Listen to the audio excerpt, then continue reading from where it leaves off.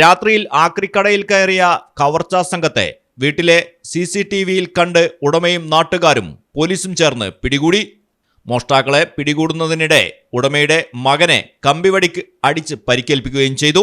ഇതര സംസ്ഥാന മോഷ്ടാക്കളായ ബംഗാൾ മുർഷിദാബാദ് സ്വദേശികളായ 23 വയസ്സുള്ള അർജൻ ഷേഖ്, 28 വയസ്സുള്ള അസ്ഫറുൽ അലാം, 37 വയസ്സുള്ള രഞ്ജിത്ത് ഷേഖ് എന്നിവരെയാണ് മൂവാറ്റുപുഴ ഇൻസ്പെക്ടർ ബേസിൽ തോമസിന്റെ നേതൃത്വത്തിൽ അറസ്റ്റ് ചെയ്തത്. സ്ഥാപന ഉടമ KM അബ്ദുൽ സലാമിന്റെ മകൻ 22 വയസ്സുള്ള മുഹമ്മദ് അഷ്കറിനാണ് പരിക്കേറ്റത്.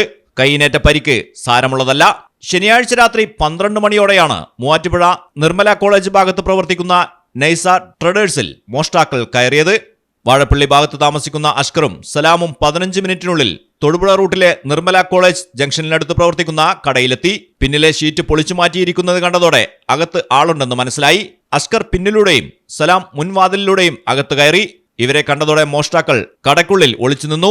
ഇതിനിടെ ഷീറ്റ് പൊളിച്ച് രക്ഷപ്പെടാൻ ശ്രമിച്ചയാളെ പിടികൂടി ഓഫീസ് മുറിയിലിട്ട് പൂട്ടി. ഇയാളാണ് കമ്പിവടി കൊണ്ട് അഷ്കറിനെ ആക്രമിച്ചത്. അപ്പോഴേക്കും പോലീസും വാഹനയാത്രക്കാരും അഷ്കറിന്റെയും സലാമിന്റെയും സുഹൃത്തുക്കളും എത്തിയിരുന്നു. തുടർന്ന് നടത്തിയ തെരച്ചിലിൽ കടയ്ക്കുള്ളിൽ ഒളിച്ചിരിക്കുകയായിരുന്ന മറ്റു 2 പേരെയും പിടികൂടി. മലയാളം ടെലിവിഷൻ, കൊച്ചി.